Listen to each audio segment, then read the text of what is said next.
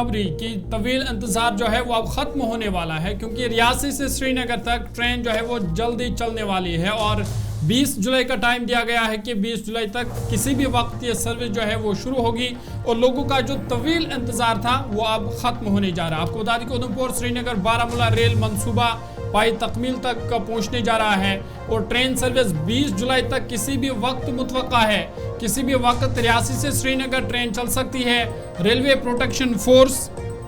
और station master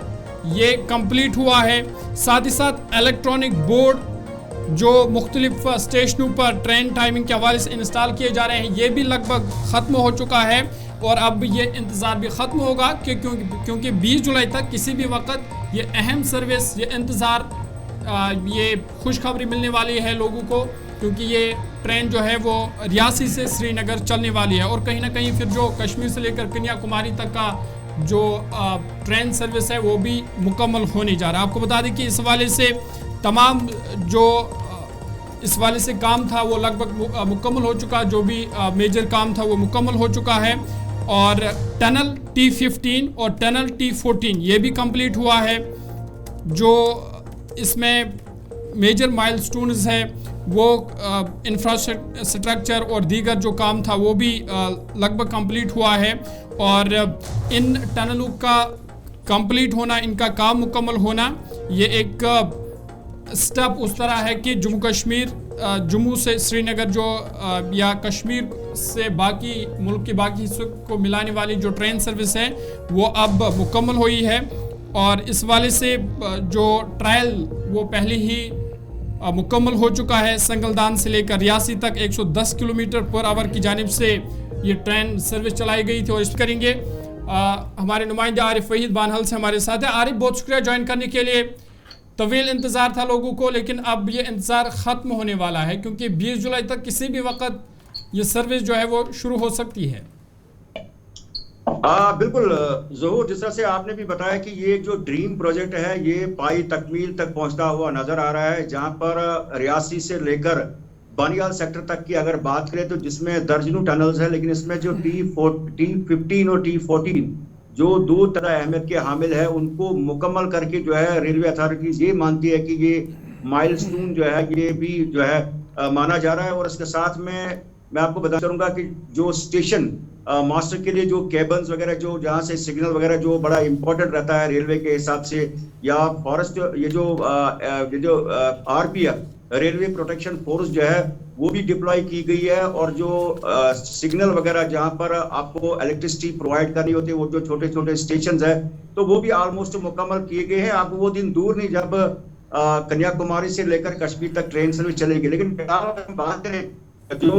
17 तारीख से लेकर 20 तारीख तक जो हरी झंडी संगलदान से रियासी तक दिखाई जाएगी तो वो ड्रीम जो है वो मुकम्मल होता हुआ नजर आ रहा है कि जिस तरह से पिछले महीने जो है 27 तारीख को दिनेश चंद्र देसवाल जो कमिश्नर सेफ्टी फॉर रेलवे से उन्होंने इंस्पेक्शन की थी और वो इंस्पेक्शन सर्टिफिकेट जो है कंप्लीशन सर्टिफिकेट जो है रेलवे मिनिस्ट्री को भेजी गई है। और अब यहाँ पर ये पूरी तरह से उम्मीद है कि 17 तारीख और 20 तारीख के बीच में जो है संगलदान से रियासी तक दिखाई जा सकती है, जहां पर इस ट्रैक में बाकी सभी फॉर्मेलिटी जो है मुकम्मल की गई। अलबत्ता जो टनल 1 है उसमें जो काम चल रहा है तो उसमें जो पानी का जो मामला था या जो लूज वगैरह जो राख वहां पे थी तो उसमें तकरीबन 1600 के करीब स्किल्ड या सेमी स्किल्ड और दूसरे वर्कर्स ने काम किया। तो अब उसमें ये उम्मीद है कि 2 महीने के अंदर अंदर जो है उसको भी मुकम्मल किया जाएगा और अब पूरी तरह से यहाँ पर ये उम्मीदें हैं कि इस बड़े विशाल USBRL प्रोजेक्ट को हरी झंडी जो है दिखाई जा सकती है, जहाँ एक बड़ा सपना जो है वो पूरा हो सकता है। एक चीज और भी बताइएगा, कोई प्लान बन चुका है जो हम सिर्फ 3-4 दिनों में देख रहे हैं कि